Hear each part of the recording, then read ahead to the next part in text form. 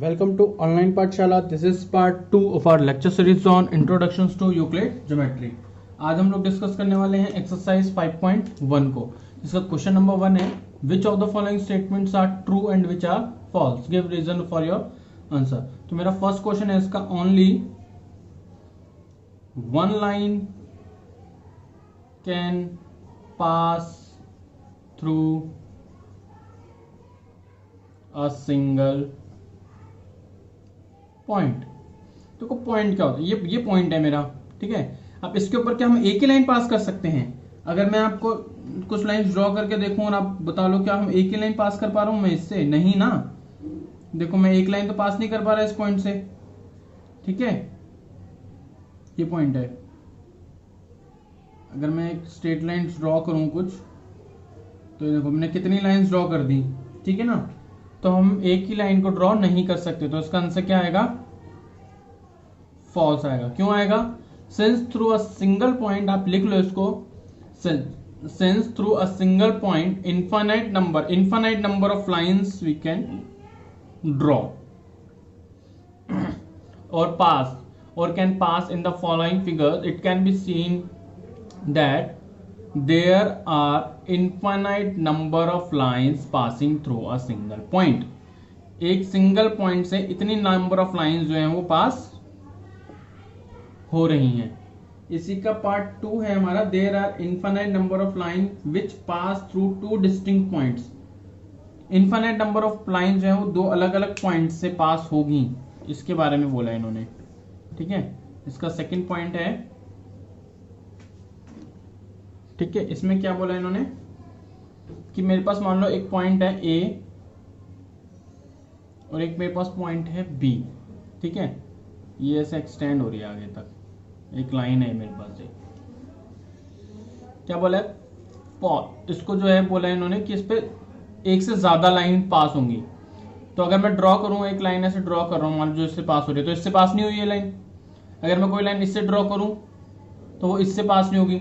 आप कितना भी ट्राई कर लो, कोई दूसरी लाइन जो है इन दोनों पॉइंट से पास नहीं होंगी. तो इसका आंसर आएगा false. Infinite number of line pass नहीं होती टू डिस्टिंक्ट पॉइंट से, तो इसका आंसर आएगा फॉल्स. और आंसर आप सीधा लिख दोगे since through two distinct point only one line can pass in the following figure, ठीक है. आगे लिख देना, it can be seen that there is only one and only one line that can pass through two distinct point A B. सिर्फ यही line जो है वो पास हो रही है ए और बी पॉइंट से. इसके बाद हमारा थर्ड पॉइंट है, a terminated line can be produce in both side. Yes, तो इसका आंसर हम लिख देंगे yes, a terminated line can produce in both directions. ये टर्मिनेटेड लाइन है हमारी ए और बी पॉइंट ए पॉइंट, इसको हम प्रोड्यूस कर सकते हैं इनडेफिनेटली. फोर्थ पॉइंट है हमारा, फोर्थ पॉइंट है if two circle are equal then their radius are also equal. तो ट्रू, तो इसका आंसर लिख देंगे हम लोग true. If two circle are equal then their center and circumference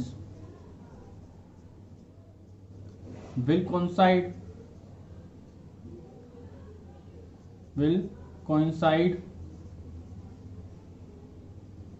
and hence the radius is also will be equal. Yeah, the radius will also be equal, ऐसे लिख देंगे हम लोग. इसके बाद हम लोग इसका फोर्थ पॉइंट डिस्कस करते हैं. फोर्थ पॉइंट में देखते हैं क्या है. सॉरी फिफ्थ पॉइंट डिस्कस करते हैं इसका। फिफ्थ पॉइंट में बोला इन्होंने, in the following figure A B is equal to P Q, A B equal to P Q and P Q equal to X Y. तो मुझे फाइंड करना है कि ए बी भी बराबर होगा एक्स वाई का, ये प्रूफ करना है मुझे, ठीक है। तो मैं कैसे प्रूफ करूंगा? तो ये जो हमारा पॉस्टुलेट्स था, सेकंड था हमारा पॉस्टुलेट, ठीक है, यूक्लिड्स का। वो क्या बोलता है पॉस्टुलेट? यूक्लिड कहता है first axiom state that the thing which, sorry हमारा ये पॉस्टुलेट नहीं था, हमारा एक्सियोम था ये, ठीक है ना। हाँ हमारा एक्सियोम था ये, एक्सियोम था वो भी फर्स्ट, ठीक है। वो क्या कहता था कि जब भी कोई सेम चीज किसी दूसरी की भी बराबर होंगी तो वो आपस में भी बराबर होंगी। क्या कह रहा था एक्सियोम? क्या था हमारे बुक में पेज नंबर 81 पे दिया हुआ है, things which are equal to the same thing are equal to one another। ये हमारा एक्सियोम था, ठीक है ना।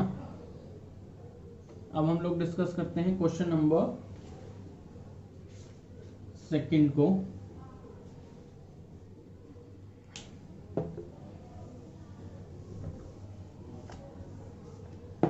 क्वेश्चन नंबर सेकंड में इन्होंने बोला है, give a definition for each of the following terms, are there other terms that need to be defined first, what are they and how might you define them. तो parallel lines के बारे में इन्होंने first पहले बात की है, parallel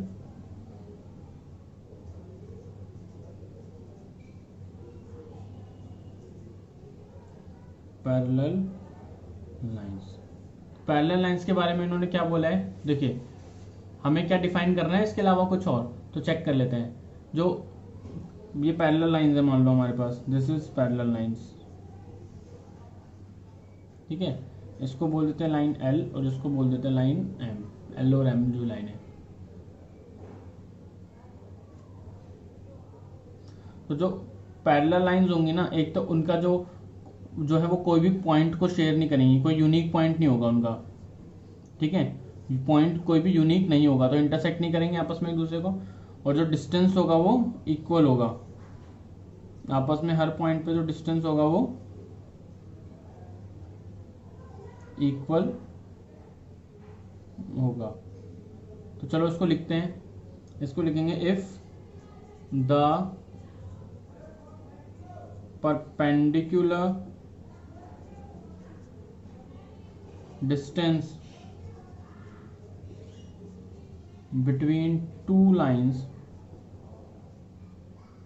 is always constant, वो हमेशा सेम होगा, कांस्टेंट होगा, अलग नहीं आएगा डिफरेंस, ठीक है। Then these are called parallel lines. या हम दूसरी बात बोले, मैंने पॉइंट की बात की थी, line which never intersect each other are called parallel lines.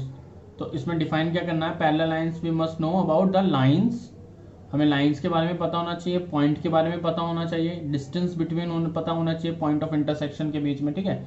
इन सब चीज़ों के बारे में डेफिनेशन हमें देनी पड़ेगी। पहले पॉइंट के बारे में हमें डेफिनेशन देनी पड़ेगी कि पॉइंट क्या होता है, क्योंकि ये दोनों के दोनों आपस में इंटरसेक्ट नहीं करती हैं, ठीक है।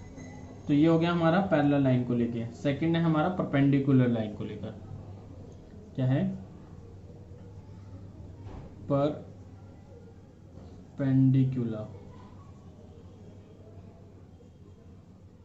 लाइंस, ठीक है। परपेंडिकुलर लाइन है। अब हमने परपेंडिकुलर लाइन के लिए हमने क्या किया? दो लाइन ड्रॉ की और both are perpendicular to each other, तो 90 डिग्री पे कट कर रहा है। This is line M, this is line L, this is M dash, this is L dash, ठीक है। ऐसे हमने ड्रॉ कर दिया। तो पैरेलल लाइन के बारे में लिख लेते हैं पहले हम। If two lines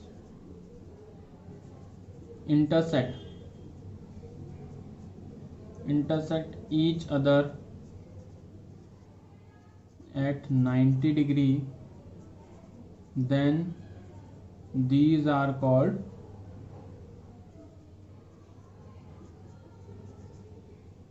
perpendicular,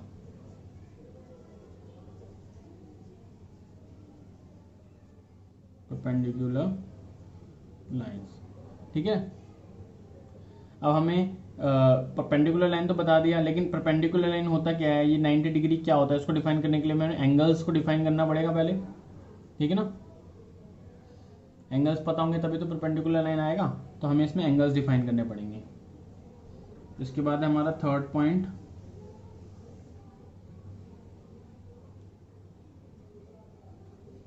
third point में क्या कह रहे हैं, लाइन सेगमेंट की बात कर रहे हैं। तो ये लाइन सेगमेंट ये होता है लाइन सेगमेंट। ठीक है, this is A, this is B, ये लाइन सेगमेंट होता है। ठीक है, लाइन सेगमेंट एक टॉपिक है, उसमें दिखा देते हैं। लाइंस के बारे में हम थोड़ा डिस्कस कर लेते हैं, लाइन क्या होती है।